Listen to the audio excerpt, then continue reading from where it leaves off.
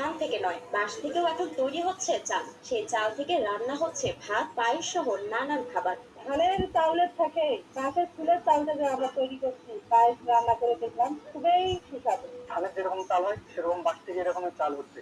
ভাতের জন্য এক ধরনের চাল, আবার পোলাও বা পায়েসের জন্য থাকে ভিন্ন ধরনের চাল। এসবের দিন পেরিয়ে বাজারে এসেছে বাঁশের চাল। বাঁশবাগানে ধানের মতো থোকায় থোকায় ঝুলছে ফুল। বাঁশের কঞ্চির মাথায় মাথায় ঝুলছে এসব ফুল। শুধু তাই নয়, কেটে ফেলা বাঁশ থেকেও বেরিয়ে আসছে ধান। সেই ফুল সংগ্রহ করে বানানো হচ্ছে এ চাল। এগুলো মূলত বয়সী বাঁশের ফুল থেকে পাওয়া দানা। ভাত রান্না করে খাচ্ছি, আবার রুটি করে খাচ্ছি, খুব ভালো লাগতেছে।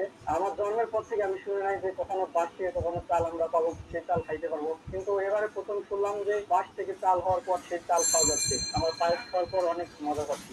আম জাম পাড়ার মতো করে লাঠি দিয়ে বাড়ি দিয়ে গাছ থেকে নেওয়া হচ্ছে ধান।